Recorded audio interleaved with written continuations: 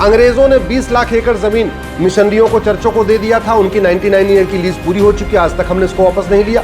बाद में जिन्ना ने वक्फ एक्ट बनवाया, फिर बाद में नेहरू ने वक्फ एक्ट बनाया और वक्फ बोर्ड 40 लाख एकड़ जमीन पे कब्जा करके बैठा हुआ है। हम उसकी कोई ऑडिट करा नहीं रहे और हम वो जमीन वापस ले नहीं रहे और लैंड जिहाद आज भी खूब चल रहा है। और हमें खतरा पाकिस्तान से कम है, हमें खतरा बांग्लादेश से कम है। विदेशी खतरा हमें मात्र 1% है, 99% खतरा भारत के अंदर से है। माइनॉरिटी के नाम पे गजब का एजुकेशन जिहाद चल रहा है। मदरसे खुलते जा रहे हैं, मिशनरी स्कूल खुलते जा रहे हैं और मदरसा और मिशनरी स्कूल धर्मांतरण का सबसे बड़ा अड्डा है। भारत को बर्बाद करने के लिए वहां तालीम दी जा रही है, ये समझना पड़ेगा। यदि विकास करने से शांति आती तो फ्रांस जलता नहीं। फ्रांस के पास बहुत अच्छे अच्छे एयरपोर्ट है, बहुत अच्छे अच्छे हाईवे हैं, खूब अच्छे एक्सप्रेसवे हैं, शॉपिंग मॉल है, बहुत अच्छी उनकी जन कल्याणकारी योजनाएं हैं, साफ सफाई भी रखा था, सब कुछ किया था। लेकिन फ्रांस जल रहा है। यदि हथियार रखने से और हथियार बनाने से और मिसाइल बनाने से देश सुरक्षित होता तो अमेरिका भी नहीं जलता। आज अमेरिका भी जल रहा है। अमेरिका के पास परमाणु बम भी है, लड़ाकू विमान भी है, जेट विमान भी है, खूब चीज़ें हैं जो पूरी दुनिया को अमेरिका बेचता है और अब अमेरिका भी जल रहा है। भारत को फ्रांस और अमेरिका से सीखना चाहिए। न विकास करने से भारत सुरक्षित बनेगा, न अग्नि ब्रह्मोस बनाने से। और हमें खतरा पाकिस्तान से कम है, हमें खतरा बांग्लादेश से कम है। विदेशी खतरा हमें मात्र 1% है, 99% खतरा भारत के अंदर से है। लफ्ज़ जिहाद के कारण 1000 बेटियां प्रतिदिन लफ्ज़ जिहाद का शिकार हो रही हैं, लेकिन इसके ऊपर न संसद में चर्चा हो रही, न सुप्रीम कोर्ट में चर्चा हो रही है, न मीडिया में चर्चा हो रही है। कैसे इस लफ्ज़ जिहाद को रोका जाए, इस पर कोई बात ही नहीं हो रही। भारत में लैंड जिहाद चल रहा है।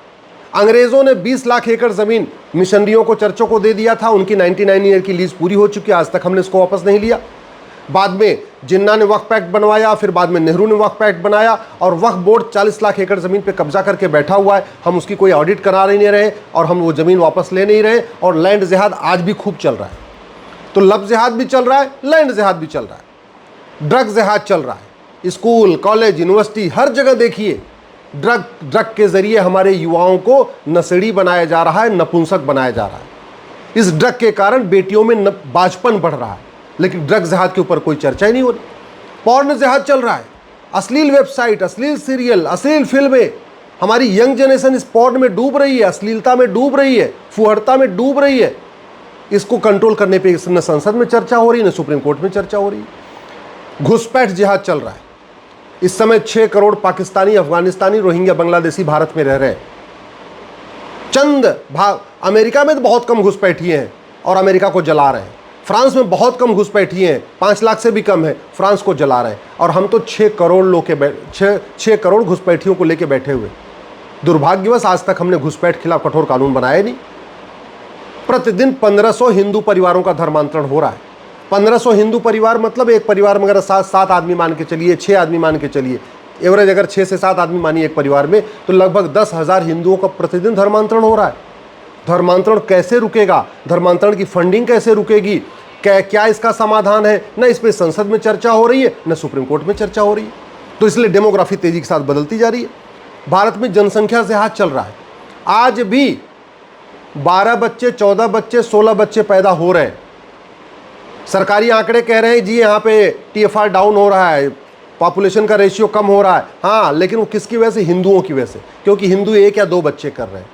बाकी जिनको करना है वो आज भी 22 बच्चे, 24 बच्चे कर रहे हैं। किसी को अगर एविडेंस चाहिए, साक्ष्य चाहिए, तो मैं आपको दिल्ली में ही 10 से 20 बच्चों का सैकड़ों परिवार दिखा सकता हूँ।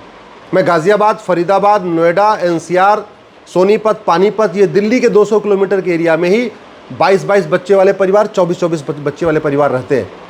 तो जनसंख्या जिहाद चल रहा है, लेकिन इस पर न संसद में चर्चा हो रही, न सुप्रीम कोर्ट में चर्चा हो रही है।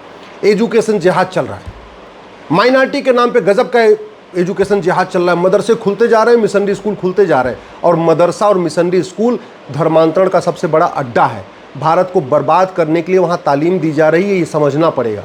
दुर्भाग्यवश न उस पर संसद में चर्चा हो रही, न सुप्रीम कोर्ट में चर्चा हो रही है। आज तक हमने माइनॉरिटी मेजॉरिटी खत्म करना तो छोड़िए, माइनॉरिटी को डिफाइन तक नहीं किया।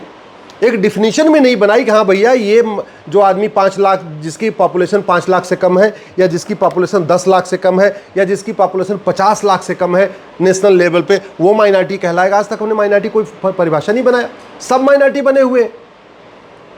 भारत में इकोनॉमिक जिहाद चल रहा है, हलाल जिहाद चल रहा है, भारत में टैक्स जिहाद चल रहा है। ये जो टैक्स सिस्टम चल रहा है, इसके कारण सारे के सारे बिजनेस व्यापार हिंदुओं के हाथ से निकलते जा रहे हैं। लेकिन इस पर न संसद में चर्चा हो रही है, न सुप्रीम कोर्ट में चर्चा हो रही है। भारत में सिटीजनशिप जिहाद चल रहा है, जबरदस्त नागरिकता ली जा रही है यहाँ की।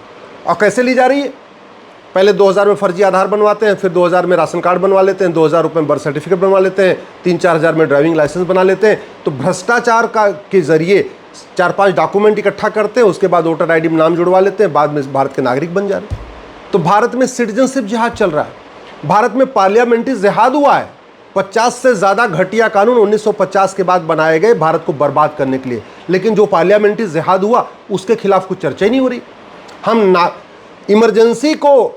इमरजेंसी की निंदा करते हैं।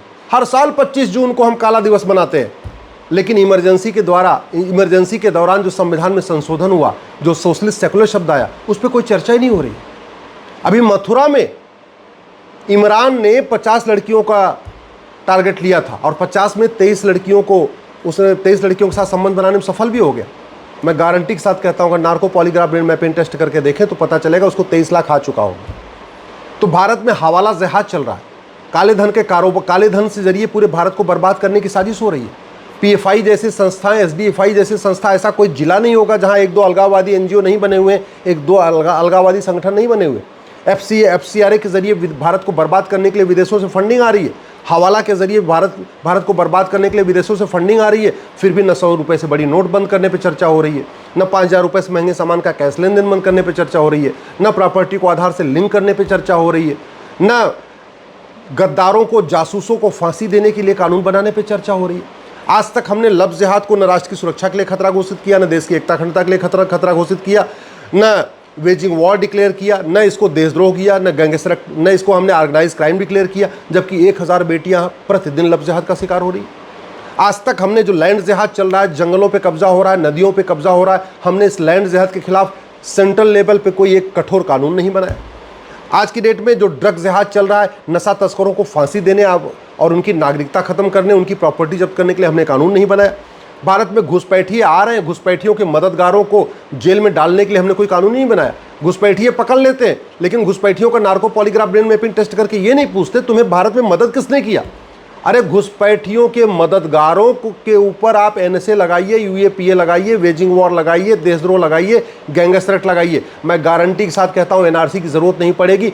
जो घुसपैठियों के मददगार हैं ये खुद ही घुसपैठियों को भगा देंगे, अपने आप भाग जाएंगे, जरूरत ही नहीं एनआरसी करने की। लेकिन कम से कम घुसपैठियों के मददगारों पे जिन्होंने घुसपैठियों का आधार बनाया, राशन कार्ड बनाया, ड्राइविंग लाइसेंस बनाया, बर्थ सर्टिफिकेट बनाया, वोटर आईडी बनाया, उनको पकड़ जेल में डालिए, तो उनकी नागरिकता तो खत्म करिए, उनके ऊपर गैंगस्टर तो लगाइए, उनकी सिटीजनशिप तो खत्म करिए, तब तो कुछ कानून का खौफ पैदा होगा। मैं फिर से कह रहा हूँ, ये अग्नि, ये ब्रह्मोस, ये परमाणु बम, ये पाकिस्तान से निपटने के लिए है। भारत में जो डेमोग्राफी बदल रही है, ये परमाणु बम काम नहीं आएंगे। अगर हथियार काम आते तो आज अमेरिका नहीं जलता, विकास काम आते तो फ्रांस नहीं जलता, विकास से अगर शांति आती तो यूरोप नहीं जलता। पूरे यूरोप में अशांति फैली है। अब तो ऑस्ट्रेलिया भी परेशान हो रहा है, कनाडा भी परेशान हो रहा है, और हम घुसपैठियों को लेकर बैठे हुए, हम शांत बैठे हुए हैं।